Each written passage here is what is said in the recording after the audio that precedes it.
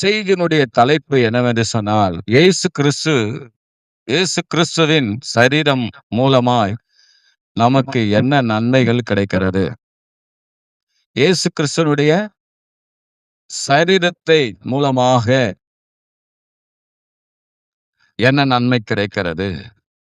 அதான் நாம என்ன பண்ண போறோம் அந்த நாள்ல பார்க்க போகிறோம். அவருடைய சரீரம், அவருடைய மாம்சத்தின் மூலமா இருந்து உள்ள கால் வரையில அவருடைய சரீரத்தின் மூலமாக, சரீரத்துக்குள்ள இருக்கிற ரத்தத்தின் மூலமாக, அவருடைய மாம்சத்தின் மூலமாக என்ன நன்மை கிடைக்க போகிறது?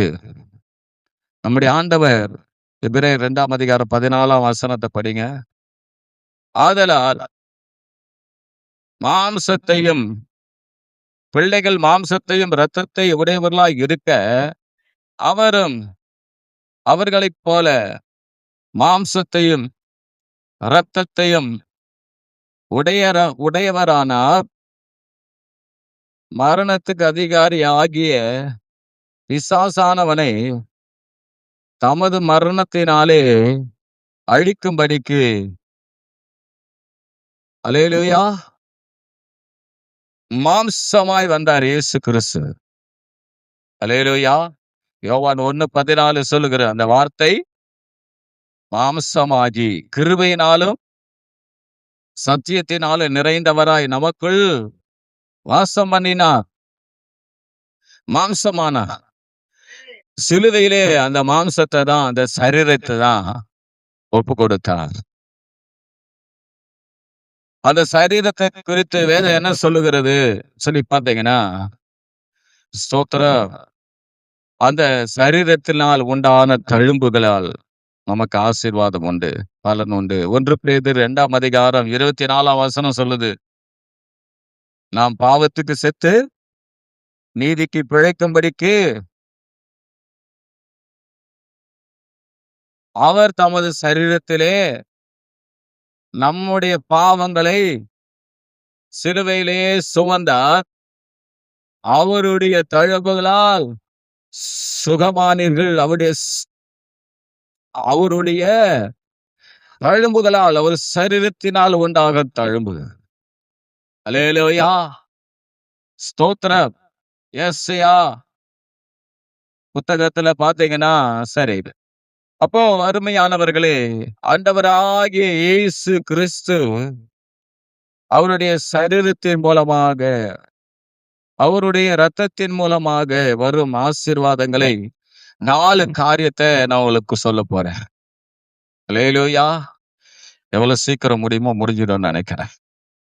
4 காரியம். முதலாவது பாத்தீங்கன்னா, அவருடைய சரீரத்துல அவர் நமக்கு செய்த காரியம்னா, நம்முடைய சாபத்தை நீக்கினார். அவருடைய சரீரத்தின் மூலமாக சிலுவையில் தம்முடைய சரீரத்தை ஒப்பு கொடுத்ததுனால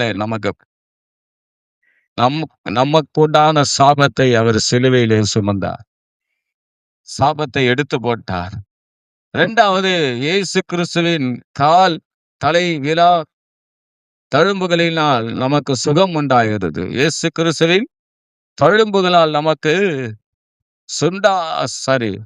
சுகம் உண்டாயிருக்கிறது. 3வது, இயேசு கிறிஸ்துவின் இரத்தத்தினால் நமக்கு பல நன்மைகள். அவருடைய விழாவிலே குத்தி, அந்த விழாவில் மூலமா இருந்த எல்லா ரத்தத்தையும் அவர் என்ன பண்ணாரு? எடுத்துட்டாங்க, கொடுத்துட்டார்.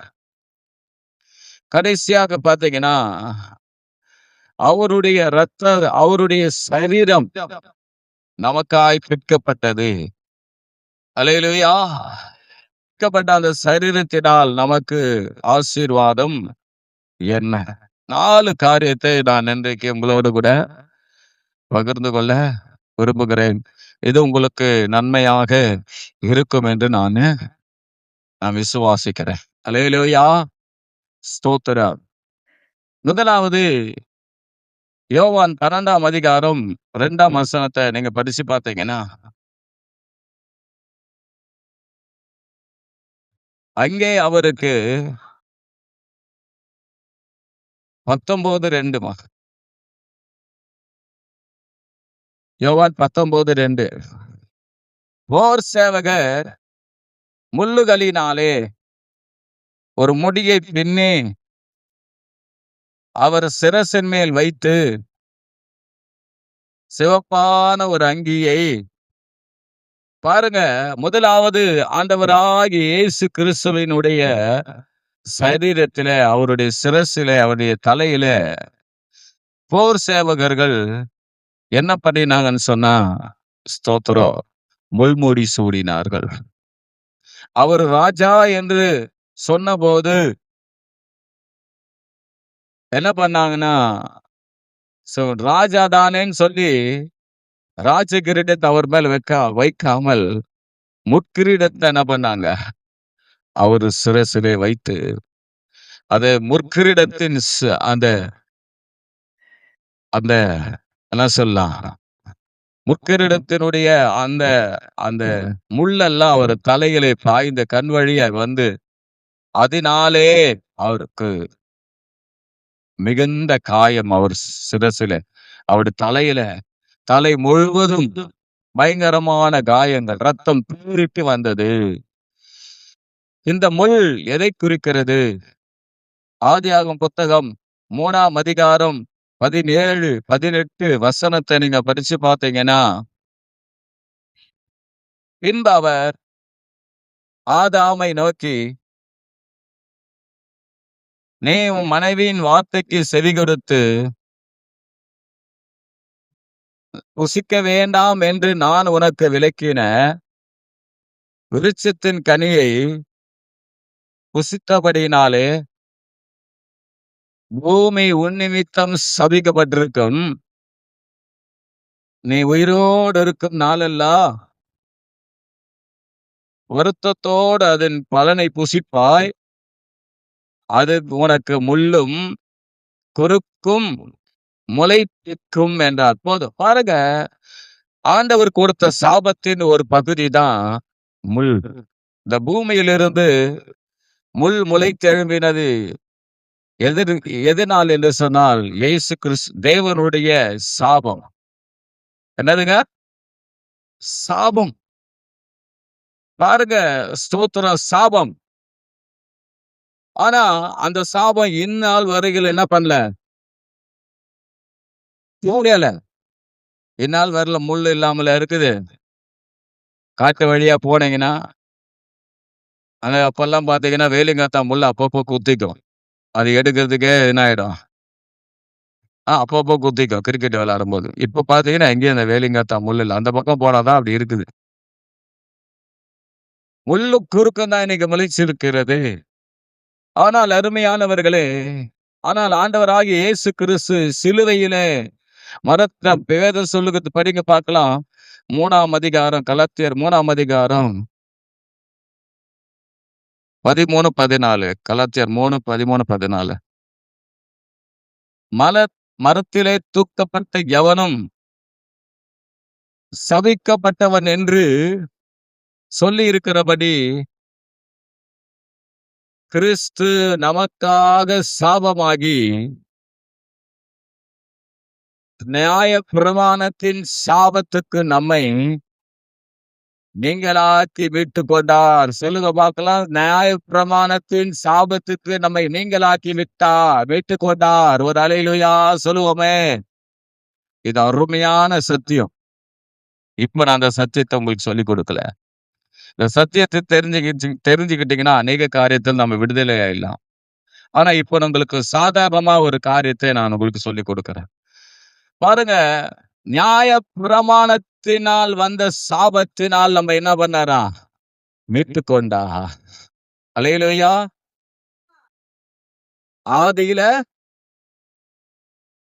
ஆதியில இருந்தது வந்ததுல சாபம்.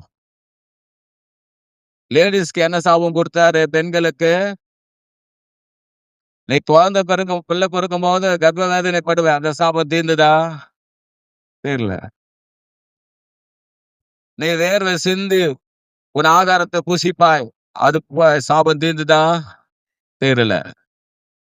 அப்புறம் அவர் உன் தலையை நசுக்குவார், நீ அவன் தலையை அவன் குதிங்காலே குத்துவாய், நீ மண்ணை தின்பாய் என்றார். பாம்புக்கு சாபம் பலிக்கு அப்படியே இருக்கு. அப்புறம் பூமிய சபிச்சாரு. பூமி என்ன பண்ணாரு? என்ன ஆகுது?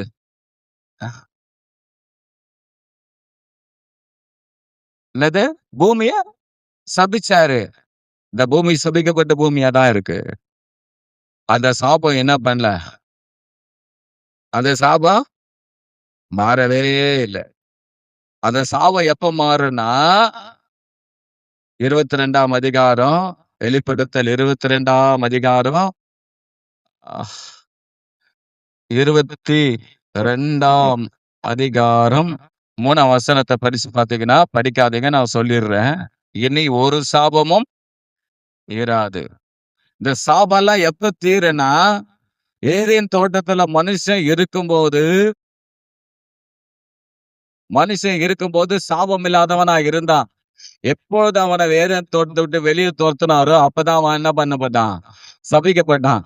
அதே போல நீங்க ஆண்டவராகிய இயேசு கிறிஸ்துவை ஏற்றுக்கொண்ட பிறகு, அந்த சாபத்திலிருந்து எப்படி விடுதலை ஆகுறீங்கன்னா, பரதீசி ஆகிய இயேசு பரலோகத்துக்கு போகும்போது, ஏதேன் தோட்டத்துக்கு அடையாளமா இருக்கிற அந்த பரலோகத்துக்கு போகும்போது, அங்கதான் என்ன இருக்கு? ஜீவ விருட்சத்தின் கனி இருக்கிறது. அல்லேலூயா! அழகழ அழகழகான பழத்தோட்டங்கள் இருக்கிறது. அப்போ நல்லா கவனிங்க. அந்த எது? ஏதேன் தோட்டத்துக்கு விட்டு வெளியே வந்த மனிதனுடைய சாபம் இன்று வரை தொடர்ந்து கொண்டுதான் இருக்கிறது. அது இயேசு கிறிஸ்து மூலமா எப்படி முறிக்கப்படுது என்று சொன்னா, ஸ்தோத்திரம். எப்படி முறிக்கப்படுதுன்னு சொன்னா, அவங்க இயேசுவை ஏற்றுக்கொண்டு அவங்க அந்த பரலோக ராஜ்யத்துக்கு போகும்போது, அந்த இடத்துல ஒரு சாபமும் இல்லை. அல்லேலூயா! பாத்தீங்க நெறைய பேர் இந்த சாபம் இன்னும் கூட போயிடுச்சுன்னு சொல்றாங்க. எப்படி போகும்? போயிருக்கு. இந்த சாபம் எங்க போயிருக்கு? போல. பாஸ்டர் நீங்க சாபம் போகுதுன்னு பிரசங்கம் பண்ணிட்டு, இப்பதான் சாபம் இருக்குதுன்னு சொல்றீங்க. சும்மா கொஞ்சம் விளக்கம். தேவன் நமக்கு சிலுவையினாலே எந்த சாபத்தை எடுத்தார் என்று சொன்னால், அந்த சாபமும் எடுக்கப்பட்டது. எந்த சாபம்? எந்த சாபம்? ஐயையோ! புரியாது உங்களுக்கு இப்படியெல்லாம் பண்ணியிருந்தா. என்னது? எந்த சாபம்? ஏதேன் தோட்டத்துல உண்டான சாபத்தையும் எடுத்துட்டாரு. எப்படி எடுத்துட்டாருன்னா, அவரை ஏற்றுக்கொள்ளும்போது பரலோக ராஜ்யத்துக்கு போகும்போது அங்க என்ன இல்ல? ஒரு சாபம் இல்ல. அப்ப இயேசு கிறிஸ்து மூலமா அந்த சாபம் எடுக்கப்பட்டாச்சு. ஆனா, இன்னொரு சாபம் என்னன்னா, அது யாருக்கு இருந்த சாபம்?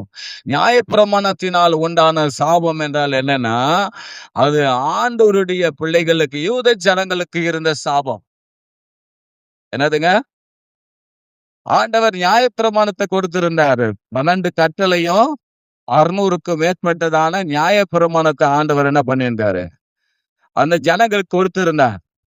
அந்த நியாயப்பிரமாணத்தை மீறுகிற போது என்ன நடக்குதுன்னு சொன்னா, அந்த நியாயப்பிரமாணத்தை மீறும்போது மன்னிப்பு கிடையாது. கல்லால் அடிச்சு கொல்ல வேண்டும். என்ன கிடையாது? 2, 3 சாட்சியின் வாக்கினாலே காரியம் உறுதிப்படும். 2, 3 சாட்சினாலே அவங்க என்ன பண்ணுவாங்க? கல்லால் அடிச்சு கொல்றுவாங்க. மோசே அவங்க தண்டனை அதுதான். அந்த ஸ்தோத்திரம் பாருங்க. கலாத்தியர் 3:10 படிங்க.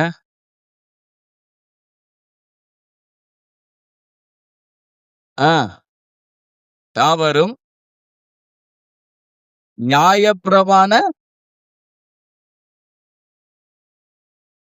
நியாயப்பிரமாணத்தின் கிரியைக்காரனாகிய கிரியக்காரராகிய யாவரும் சாபத்துக்கு உட்பட்டிருக்கிறான். அப்படின்னா என்னன்னா, நல்லா கவனிங்க. இது உங்களுக்கு நீங்க கவனிச்சாதான் உங்களுக்கு புரியும். என்னன்னா, யூதர்கள் நியாயப்பிரமாணத்தின் கிரியைக்கு உட்பட்டவர்கள் எல்லாரும் சாபத்துக்குள்ளானவர்களா இருந்தார்கள். ஏனென்றால் வேதம் நான் சொல்லும்போது உங்களுக்கு புரியும். இப்ப உங்களுக்கு புரியாது. உபாகமம் புத்தகம் 28ஆம் அதிகாரம் 15ஆம் வசனம் படிங்க.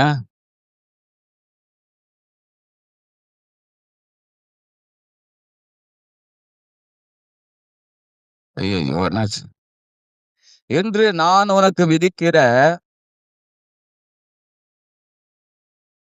எல்லா கற்பனையின்படியும் கட்டளையின்படியும் நடக்க இருக்கிறதற்கு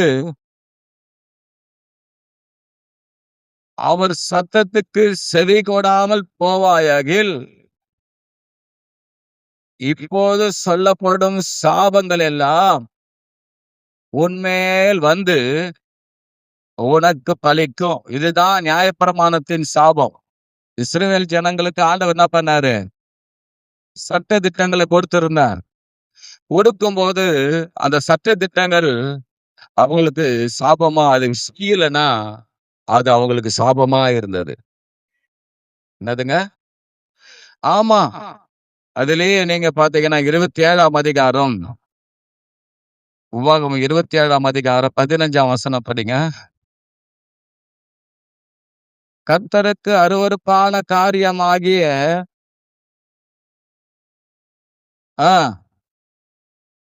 வார்ப்பிக்கப்பட்டதுமான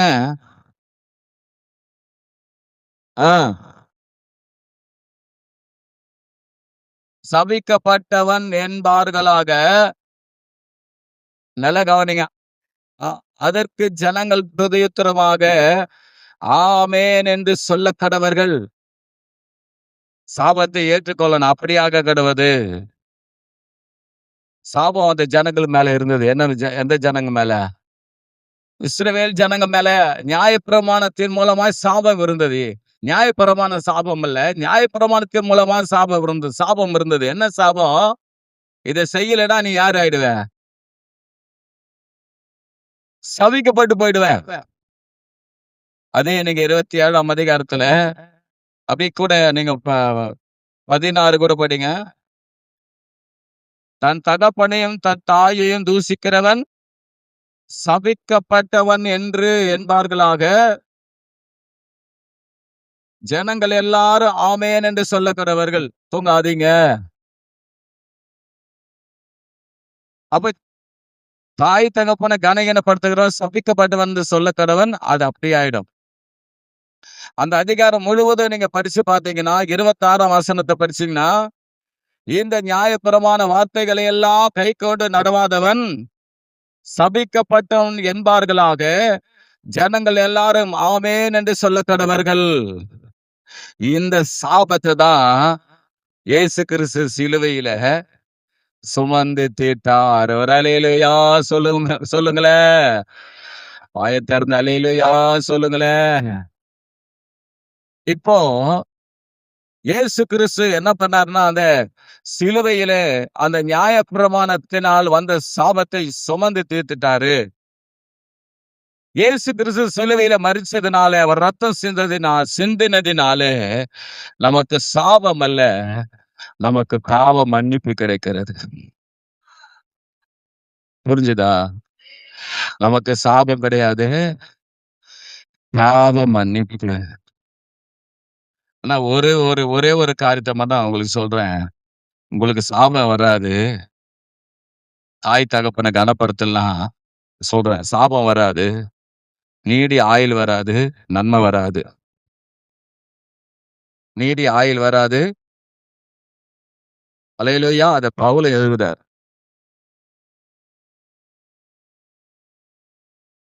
அது சாபமா ஆண்டவர் கொடுக்கல, கீழ்ப்படியா. அது வந்து மிக முக்கியம். சரி, அப்பயும் ஆண்டவர்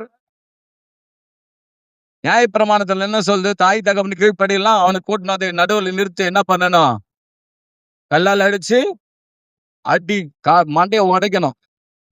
ஆனா கிறிஸ்துவின் பிரமாணத்துல இயேசு கிறிஸ்து சிலுவையில அந்த நியாயப்பிரமாணத்தை ஜெயித்தபடினால், அவன் தாய் தகவனை தூசித்து கொண்டிருந்தாலும் மன்னிச்சுதான் வராரு. ஒரு காலம் வரும்போது தாய் தகவனை தூசித்து அவங்களுக்கு விரோதமா கிரியை செய்யும் போது அவங்களுக்கு நன்மையே நடக்காம போயிடும். ஆனா அப்பெல்லாம் மன்னிப்பு கிடையாது. தூசிச்சான்னு தெரிஞ்சிச்சுன்னா கூட்டிட்டு வந்து நிறுத்தணும். அம்மா அப்பா வந்து கம்ப்ளைண்ட் பண்ணிட்டாங்க, மூப்பர்கிட்ட சொல்லிட்டாங்கன்னா அவனை தூக்கிட்டு வந்து நட்டு வீதியில நிறுத்தி எல்லாரும் சூழ்ந்து நின்று கல்லால் அடிப்பாங்க அவனை. அது சிலுவையினால மீட்கப்பட்டாச்சு. ஒரு அல்லேலூயா சொல்லுவோமே. நியாயப்பிரமாணத்தின்படிதான் அந்த விபச்சாரிய கல்லால் அடிச்சு கொல்றதுக்கு வராங்க. ஆனா இயேசு கிறிஸ்து தம்முடைய கிறிஸ்துவின் பிரமாணத்தின் மூலமாக அவளை மன்னித்து போ இனி பாவம் செய்யாதேன்னு அனுப்புகிறார். ஹல்லேலூயா சொல்லுங்க.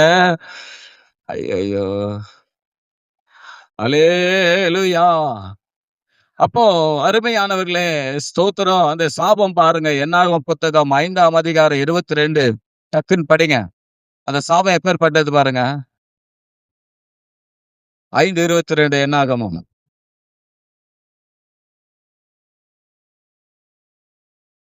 ஆ.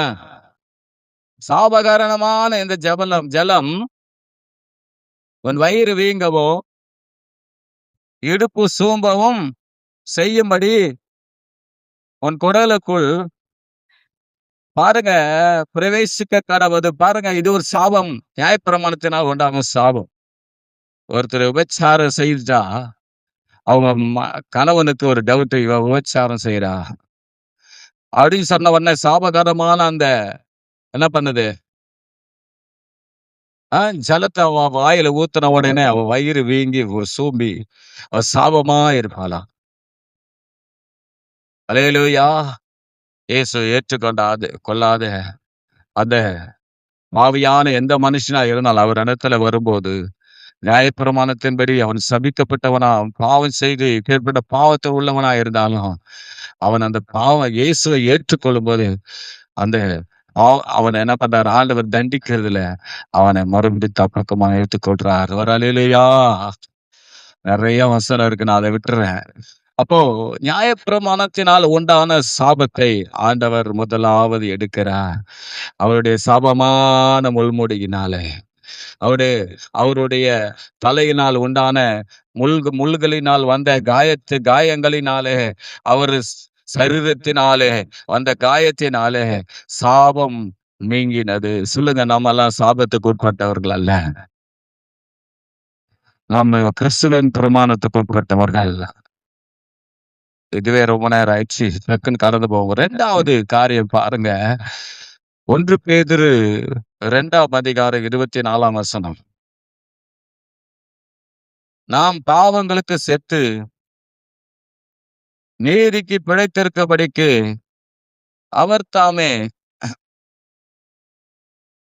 அவர் தமது சரீரத்திலே நம்முடைய பாவங்களை சிலுவையின் மேல் சுமந்தார். அவருடைய தழும்புகளால் குணமானீர்கள். பாருங்க, நம்முடைய பாவத்தை எல்லாம் சிலுவையில் மேல் சுமந்தார். எப்படி சுமந்தாரு?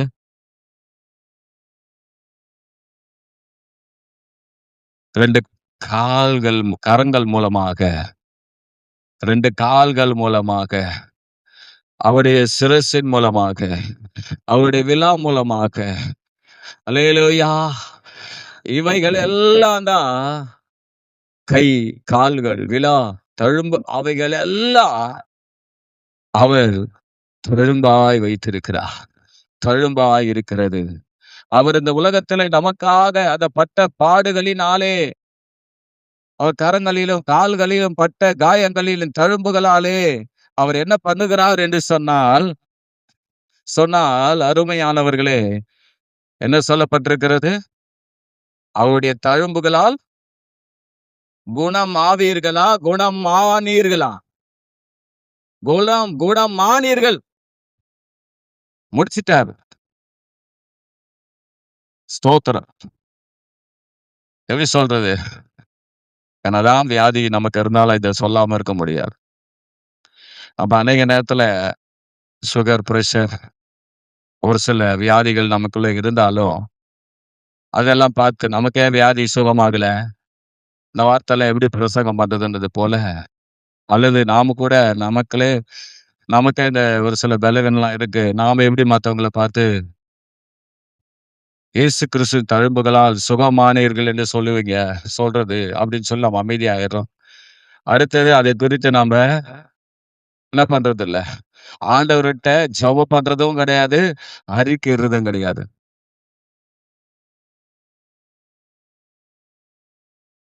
எது எப்படி இருந்தாலும் உண்மை என்னன்னா, அவருடைய தழும்புகளால் குணம் ஆனீர்கள். அல்லேலூயா! இதே வசனம் ஏசாயா 53:5 சொல்லுகிறது, அவருடைய தழும்புகளால் குணமாகிறோம். எடுத்தீங்களா வசனத்தை? அவருடைய கடைசி பகுதி படிங்க. குணமாகிறோம். அந்த இடத்துல குணமாகிறோம். ஆனா பேதுரு எழுதும்போது சொல்லுகிறாரு என்னது? குணமானீர்கள். முடிஞ்சு போச்சு. இயேசு கிறிஸ்து வரத்துக்கு முன்பாக அது குணமாகிறோம் அப்படின்னா என்னது? பிரசன்டென்ஸ், நிகழ்காலமா இருக்கிறது. அது நடந்து கொண்டே இருக்கிறது. ஆனா இயேசு கிறிஸ்து வந்து சிலுவையில மரிச்சதுக்கு அப்புறம் குணமானீர்கள். சொல்லுங்க பார்க்கலாம், என்ன ஆயிட்டீங்க? குணமாயிட்டோம். இந்த வார்த்தைய ஒவ்வொரு நாளும் விசுவாசித்து அறிக்கை செய்யுங்க. சொல்லுங்க. ஒவ்வொரு நாளும் இந்த வார்த்தையை அறிக்கை செய்யுங்க. இயேசு கிறிஸ்துவின் தழும்புகளால் குணமானே. இயேசு கிறிஸ்துவின் தழும்புகளால், இயேசு கிறிஸ்துவின் தழும்புகளால். ஒருவேளை உனக்கு என்ன வியாதியா இருந்தாலும், என்ன சுகவீனமா இருந்தாலும், எப்பேற்பட்ட பிரச்சனையா இருந்தாலும், எப்பேற்பட்ட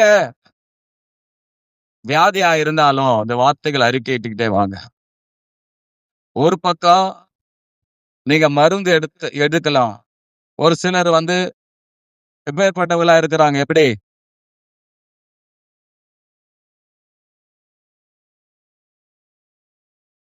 எப்படி இருக்கிறாங்க? மருந்து எடுக்காம இருக்கிறாங்க. எனக்கு ஆண்டவர் சுகமாக்குவார். ஆனா நான் உங்களுக்கு சொல்றது என்னன்னா, ஆண்டவர் சுகமாக்குற வரையிலும் ஆண்டவருடைய வார்த்தையை விசுவாசித்து, அவர்கிட்ட ஜெபம் பண்ணி வார்த்தைகளை அறிக்கையிட்டு சப்ளிமெண்ட் தான் நீங்க இதை எடுக்கணும். எது? மருந்தெல்லாம் எடுத்துக்கிட்டு இருக்கீங்க. டெம்பரவரி அதான் சுகருக்கு அப்படிதான் எடுத்துக்கிட்டு இருக்கீங்க. லாங் லைஃப் எடுத்தாலும் ஆனா அது என்னதான்? அந்த நேரத்துக்கு தான் சுகம். அதை சுகமாக்க முடியாதுன்னு சொல்லிட்டாங்க. ஆனா இயேசு கிறிஸ்துவின் தழும்பு தான் என்ன பண்ணுதுன்னா எல்லா வியாதியை சுகமாக்குது. ஒரு அல்லேலூயா சொல்லுவோமே. அல்லேலூயா.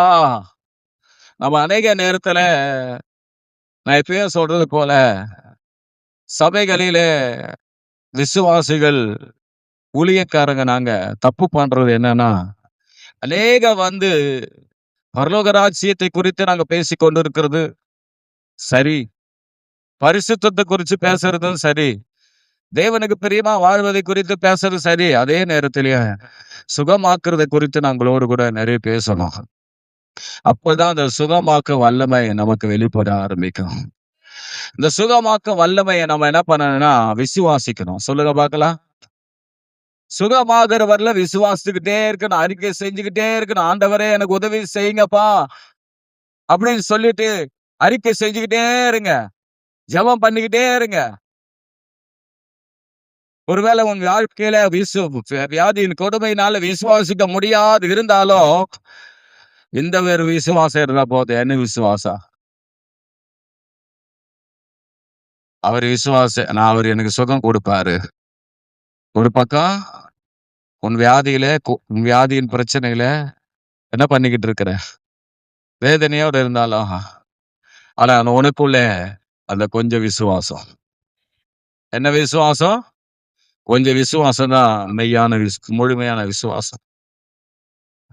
அந்த நேரத்துல நீ ஆண்டவர்கிட்ட விசுவாசி. ஏன்னா அவருடைய தழும்பு. அல்லேலூயா. ஐயோ, யாருகிட்ட காட்டினார் தழும்ப? தோமா கிட்ட காட்டினார். தோமா கிட்ட காட்டின உடனே அல்லேலூயா சுகமாக்கிட்டார். அல்லேலூயா. ஆவிக்குரிய வாழ்க்கையிலே சுகமாக்கினார். அப்போஸ்தலர் 10:38 அவர் நன்மை செய்கிறவராயும் பிசாசின் வல்லமையில் அகப்பட்ட யாவரையும் குணமாக்குறவராய் சுற்றித் திரிந்தார். அல்லேலூயா. அப்ப அருமையானவர்களே, ஸ்தோத்திரம். நான் செய்ய வேண்டியது என்ன தெரியுமா? அல்லேலூயா. பாருங்க 9:33 படிச்சு பார்த்தீங்கன்னா, ஆதியாகமம் 9:33 சாரி, அப்போஸ்தலர் 9:33 அதுல பார்த்தீங்கன்னா, பேதுரு என்ன பண்றாருன்னா, 8 வருடமாய் ஸ்தோத்திரம் யாரா இருக்கிறா? வியாதியா இருக்கிற ஒரு மனுஷன, திமிர்வாதமா இருக்கிற மனுஷன இயேசுவின் நாமத்திலே சுகமாக்குறார். 10ஆம் அதிகாரத்திலே அ அ 9ஆம் அதிகாரத்திலே 9:40 சொல்லப்பட்டிருக்கிறது. என்ன சொல்லப்பட்டிருக்குன்னு சொன்னா, ஸ்தோத்திரம் இயேசு அங்கே பார்த்தீங்கன்னா, பேதுரு என்ன பண்றாருன்னா, மரித்து போன தப்பித்தாள் என்ற ஒரு மகள உயிரோடு கூட எழுப்புறார். இந்த உலகத்துல அவர் வாழ்ந்த நாட்களிலே, இயேசு கிறிஸ்து வாழ்ந்த நாட்களிலே, ஸ்தோத்திரம் அவர் செஞ்ச காரியம் என்ன? அல்லேலூயா! அவர் தழும்புகளால் குணமாகிறதுக்கு அடையாளமாக, அவர் இந்த உலகத்துல அவர் மரிக்கிறதுக்கு முன்பாக இந்த உலகத்துல உயிரோடு சுற்றித் திரிந்த நாட்களிலே, அவர் என்ன பண்ணினார்னா, சுகமாக்கிக் கொண்டே இருந்தார். அல்லேலூயா! ஆமா 17 மத்தேயு 17:8 முடியாத ஒருவன ஆண்டவர் சுகமாக்குறார். ஆமென். யோவான் 5ஆம் அதிகாரம் ஸ்தோத்திரம் 5 முதல் 8 9 வசனத்தை நீங்க படிச்சு பார்த்தீங்கன்னா, ஆண்டவர் சுகமாக்குறாருங்க. 38 வருஷமா ஒரு மனுஷன நம் சுகத்தை குறிச்சு நிறைய பேசியிருக்கிறோம். ஆகையினால் அருமையானவர்கள் நல்லா கவனிச்சுக்கங்க. சுகம் எனக்கு தேவை. ஹalleluya. என் ஆண்டவர் யார் அவர்? சொல்லுங்க. சுகம் கொடுக்கிறவர். நான் என்ன சொல்றேன்னா, உனக்கு சுகம் வர்றத குறிச்சு விசுவாசத்தோடு என்ன பண்ணுங்கன்னா, இந்த வார்த்தைய அறிக்கையிட்டுக்கிட்டே இருங்க. எந்த வார்த்தைய? இயேசு கிறிஸ்துவின் தழும்புகளால் சுகமானேன். இயேசு கிறிஸ்துவின் தழும்புகளால் சுகமானேன். இயேசு கிறிஸ்து தழும்புகளால் சுகமானேன்னு அறிக்கையிட்டுக்கிட்டே இருங்க. அறிக்கையிட்டுக்கிட்டே இருங்க. வேற என்ன பண்ண முடியும்? ஏங்க விசுவாசம் உங்களுக்கு எப்படி வரும் உங்களுக்கு? விசுவாசம்னா என்ன? அதை குறித்து நீங்க யோசிச்சு, அது வந்து அதை குறிச்சு நம்புறதுதான் விசுவாசம். அது அறிக்கை இட்டுக்கொண்டிருக்கிறது தான் விசுவாசம். விசுவாசம்னா வேற எதுவுமே கிடையாது. அதை குறித்த ஒரு பார்வை இருக்கு, அதான் விசுவாசம். நீங்க என்னமோ விசுவாசம்னா ஏதோ எங்கேயோ இருந்து எனக்குள்ள வரணும் போல இருக்குது, அதெல்லாம் கிடையாது. புரியுதா உங்களுக்கு? புரியுதா உங்களுக்கு? விசுவாசம்னா என்ன? அறிக்கை இடுங்க, விசுவாசுங்க. ஆண்டவர் அவங்களுக்கு கொடுத்தாரு, எனக்கு கொடுப்பாரு, அப்படியே நீங்க நம்பிக்கிட்டே இருங்க. கிடைக்கலன்னு தோய்ந்து போயிடாதீங்க. கிடைக்கும். சொல்லுங்க, கிடைக்கும். நம்புங்க. நம்புகிறது அவராலே வரும். 3வது காரியத்தை பாருங்க, வெளிப்படுத்தல். ஸ்தோத்திரம். யோவான் 19ஆம் அதிகாரம் 34ஆம் வசனம். ம். ஆ. ஆ. உடனே ரத்தமும் தண்ணீரும், நான் சுருக்கமா சொல்லி முடிச்சிடுறேன். கடைசி 3வது காரியம் என்னன்னா, அருமையானவர்களே, அவருடைய ரத்தம். அவருடைய விழாவிலே ரத்தம். சொல்லுங்க, விழாவிலே ரத்தம். ஆமென். வெளிப்படுத்தல் 1:6 சொல்லுகிறது. அவர் உலகத் தோற்றத்துக்கு முன்னே நமக்காக அடிக்கப்பட்டு, அவர் ரத்தம் சிந்தி நம்மை பாவங்களற கழுவி நம்மை ராஜாக்களும் ஆசாரியருமாக்கி இருக்கிறார். நம்மை ராஜாக்களும் ஆசாரியருமாக்கி இருக்கிறார். அல்லேலூயா. ஆமா. ஸ்தோத்திரம். வேதம் சொல்லுது 1 யோவான் 1:7 இயேசு கிறிஸ்துவின் ரத்தம் சகல பாவங்களை நீக்கி நம்மை சுத்திகரிக்கிறது. சொல்லுங்க, இயேசு கிறிஸ்துவின் ரத்தம்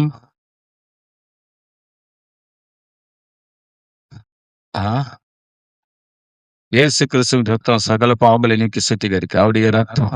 சொல்லுங்க பார்க்கலாம். அவர் விழாவிலே குத்துன உடனே என்ன வந்தது?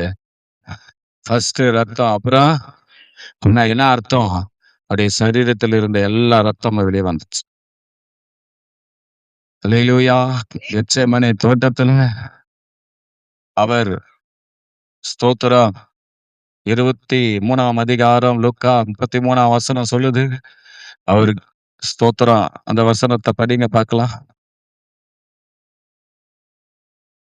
ஆ, ஆ, ஆ, ஆ.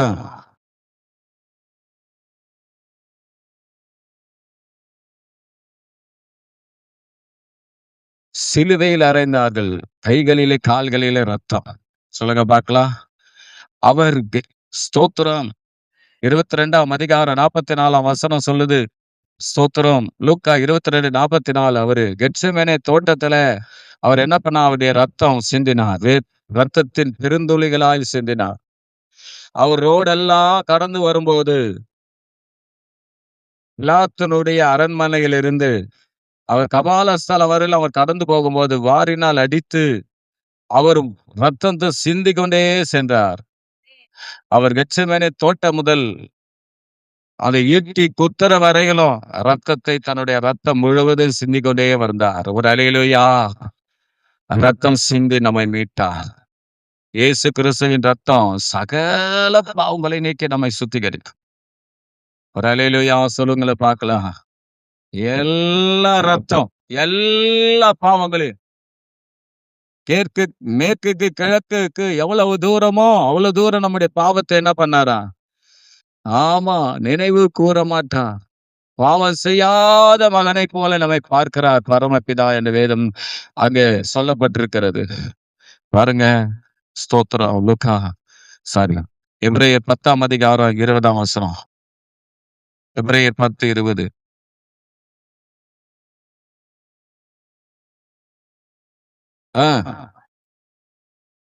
அந்த மார்க்கத்தின் வழியாய் பிரவேசிப்பதற்கு அவருடைய ரத்தத்தினாலே நமக்கு தைரியம் உண்டாயிருக்கிறது. ஒரு அல்லேலூயா சொல்லுவோமே.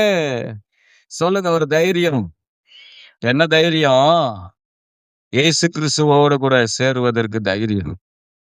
அல்லேலூயா. இதெல்லாம் சொன்னா நமக்கு புரியாது. இருந்தாலும் ரத்தத்தினால நமக்கு கிடைக்கிற ஆசீர்வாதம் என்னன்னா, அவர் தைரியம் கிடைக்குது நமக்கு. எல்லா தைரியமும் வச்சுக்கலாம் இத. எல்லா தைரியம். அதே போல கொலோசியர் 1:20.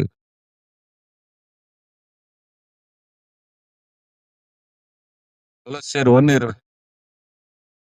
அவர் சிலுவையிலே சிந்தின இரத்தத்தினாலே சமாதானத்தை உண்டாக்கி பூலோகத்தில் உள்ளவைகள் பரலோகத்தில் உள்ளவைகள் யாவையும்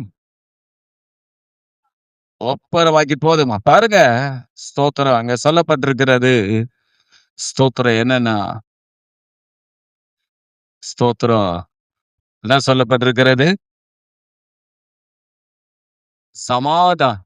சொல்லுங்க பார்க்கலாம். சமாதானம். அல்லேலூயா. 12 எபிரெயர் 12:24 படிங்க.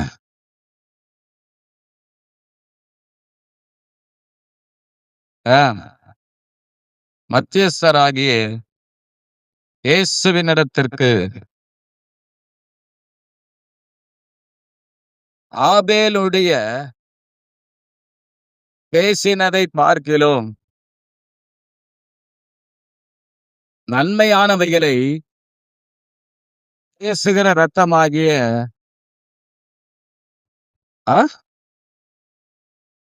தெளிக்கப்படும் ரத்தத்தின் இடத்திற்கு போதும் பாங்கள.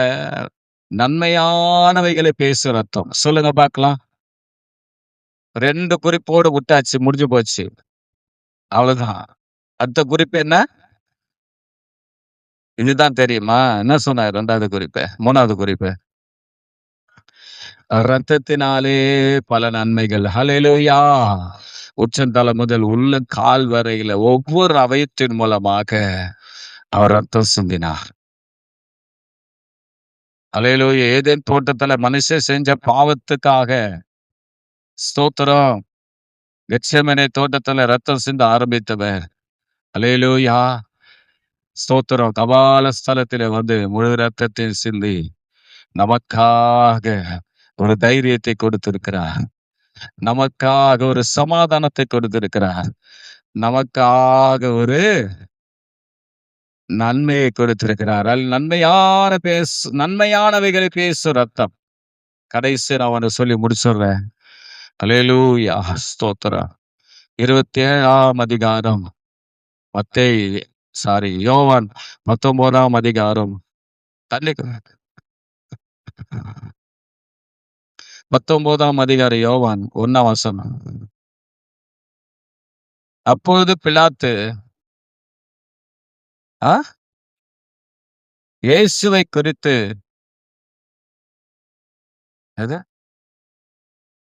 இயேசுவை பிடித்து வாரினால் அடித்தார். அல்லேலூயா. கடைசியா அவருடைய சரீரம் தீர்க்கப்பட்டது. என்ன பண்ணப்பட்டது? தீர்த்தெடுக்கப்பட்டது. அவருடைய சரீரம் உச்சந்தலம் உள்ளம் கால் வரையில ஒவ்வொரு அவயத்திலும் என்ன பண்ணப்பட்டது சொன்னா, ஸ்தோத்திரம், சரீரம் தீர்த்தெடுக்கப்பட்டது. சங்கீதம் 129ஆம் சங்கீதம் 3ஆம் வசனம்.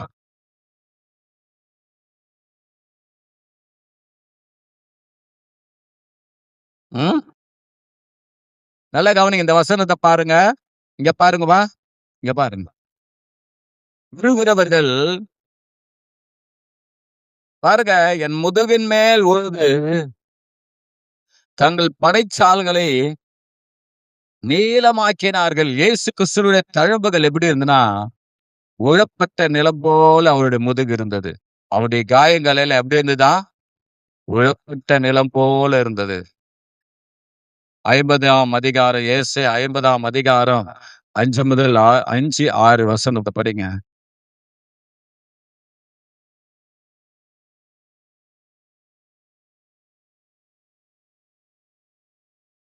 ஆண்டவர் என் செவியை திறந்தார். நான் எதிர்க்கவும் இல்லை, நான் பின்வாங்கவும் இல்லை. அடிக்கிறவர்களுக்கு, நல்ல கவனிங்க, என் முதுகையும் என் தாடை மயிரை பிடுங்குகிறவர்களுக்கு தாடைகளையும் ஒப்பு கொடுத்தேன். அவமானத்துக்கு உம்மை நீருக்கு என் முகத்தை மறைத்ததில்லை. ஹல்லேலூயா. என்னவா அந்த இடத்துல சொல்லப்பட்டிருக்கிறது? முதல் பகுதி படிங்க மறுபடியும். பாருங்க, அடிக்கிறவனுக்கு முதுக, அவருடைய சரீரத்தின் அந்த ஜாட்டி எடுத்து கசியடி அடிப்பாங்க. அடிக்கும்போது பாத்தீங்கன்னா, அந்த ஜாட்டியில் அடிச்ச உடனே, அடிச்சு பிச்ச உடனே சதைகள் எல்லாம் பிச்சுக்கிட்டு அப்படியே வரும். ஒவ்வொரு அடியும் அப்படியே அப்படியே என்ன பண்ணன்னு சொன்னா, அவருடைய முதுகுல போய் பதிஞ்சு அப்படியே வைப்பான். அவர் மேல அடிச்சுட்டு அப்படியே கொஞ்ச நேரம் வச்சு அப்படியே இழுப்பான். இழுத்த உடனே அப்படியே பரபரன்னு அப்படியே கிழிச்சிட்டு வரும். இப்படியாக பல கொக்கிகள் அந்த அந்த இதுல இருக்கும். அவன் அடிச்சு அந்த கொக்கியில் இருக்கிற அந்த பேடு மாதிரி அப்படியே கிழிச்சிட்டு வரும் ஒவ்வொரு அடியும். பல தடவை அவர் அடிக்கப்பட்டார். அவருடைய சரீரம் கிழிக்கப்பட்டது. என்ன பண்ணப்பட்டது? கிழிச்சிட்டாங்க. என்ன பண்ணிட்டாங்க? ஆமா, உச்சந்தால முதல் உள்ளம் கால் வரையில ஒவ்வொரு அவயத்திலும் பிளேடு போட்டு அறுத்தது போல. அதாவது பரவாயில்ல, நைஸா இருக்கணும். இது ஒவ்வொரு கால் அடிச்சு இழுத்த உடனே அப்படியே சும்மா பெருசா அப்படியே பாலமா சரீரம் சொல்லுங்க, அவர் சரீரம். ஹல்லேலூயா. பாருங்க அருமையானவர்களே, ஸ்தோத்திரம். 27ஆம் அதிகாரம் மத்தேயு 27:30 படிங்க.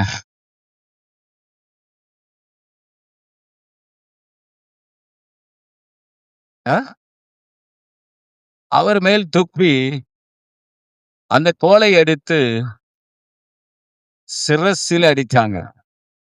என்னது? சிரசில் அடிச்ச உடனே என்ன இருக்கும்? மல்லமா அப்படி அடிப்பான். ஒரு போல மண்டை பட்டால் என்ன இருக்கும்? உடஞ்சு மண்டை அப்படியே உடஞ்சிருக்கும். அதே நீங்க மார்க் 15 படிங்க.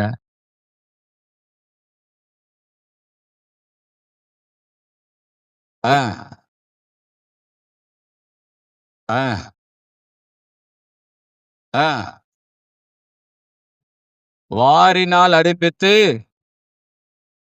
அல்லேலூயா, வாரினால் அடிப்பித்து. சொல்லுங்க, வாரா ஆயிடுச்சு. சொல்லுங்க பார்க்கலாம், என்னது? ஆமா, கிழிச்சிச்சு சரீரம் முழுவதும். அவருடைய சரீரம் முழுவதும் பீத்தெடுக்கப்பட்டது. அதான் ஆண்டவர் சொன்னாரு. என்ன சொன்னார் தெரியுமா? ஸ்தோத்திரம். ஆண்டவர் மத்தேயு 26:26 படிங்க. மத்தேயு 26:26.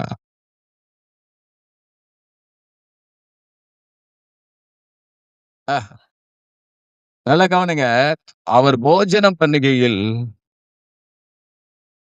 அப்பத்தை எடுத்து ஆசீர்வதித்து அதை பிட்டு போதும். எப்ப பிட்டது? சிலுவையில பிடப்பட்டது. அல்லேலூயா! சிலுவையில பிட்டது. சிலுவையில வெட்கப்பட்டது. அல்லேலூயா! சிலுவையில பீத்தெடுக்கப்பட்ட அந்த சரீரம். அல்லேலூயா! இயேசு கிறிஸ்துவினுடைய சரீரம் சிலுவையில பீத்தெடுக்கப்பட்டது. சரீரம் முழுவதும். அப்போ இன்னைக்கு பார்த்தீங்கன்னா, அது எதற்கு அடையாளம் அப்படின்னு சொல்லி பார்த்தீங்கன்னா, சில வசனங்களை சொல்லி நான் முடிச்சிடுறேன். கவனிங்க. இயேசு கிறிஸ்துவினுடைய அந்த சரீரத்தின் மூலமாக யோவான் 6:53 டக்குன்னு முடிச்சிடலாம் சீக்கிரம். அதற்கு இயேசு அவர்களை நோக்கி, நீங்கள் மனுஷகுமாரனுடைய மாம்சத்தை புசியாமலும் இரத்தத்தை பானம் பண்ணாமலும் இருந்தால் உங்களுக்குள்ளே சொல்லு பாருங்க. அல்லேலூயா! அந்த மாம்சத்துல என்ன இருக்குது? ஜீவன். சொல்லுங்க, ஜீவன். சொல்லுங்க பார்க்கலாம். அல்லேலூயா! அடுத்தது அதே 54 படிங்க. என் மாம்சத்தை புசித்து பாவனம் பண்ணுகிறவனுக்கு நித்திய ஜீவன் உண்டு. நான் அவனை கடைசி நாளிலே எழுப்புவேன். அல்லேலூயா! அருமையானவர்கள், நல்ல கவனிங்க. இயேசு கிறிஸ்துவினுடைய ரத்தத்தை அந்த சரீரம் தீக்கப்பட்டது. அந்த தீக்கப்பட்ட அந்த சரீரத்தினாலே நமக்கு என்ன கிடைக்குதுன்னா, எப்படி உணவு சாப்பிட்டா நமக்கு ஜீவன் கிடைக்குதோ, அது போல இயேசு கிறிஸ்துவினுடைய சரீரம் இந்த திருவிருந்து மூலமாக தீக்கப்பட்ட அந்த திருவிருந்து மூலமாக நமக்கு ஜீவன். அல்லேலூயா! சரீரத்துக்கு ஜீவன், நம்முடைய ஆவிக்கு ஜீவன். அல்லேலூயா!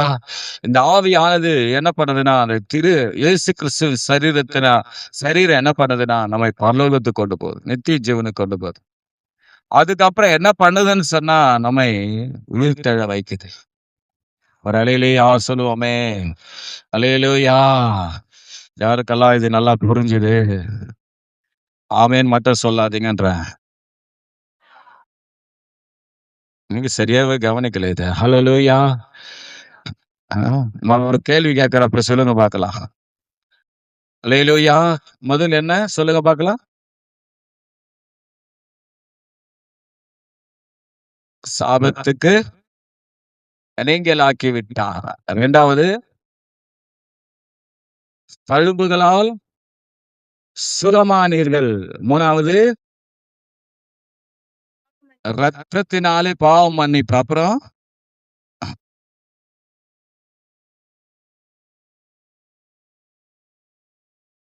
இதுலயே ஆசார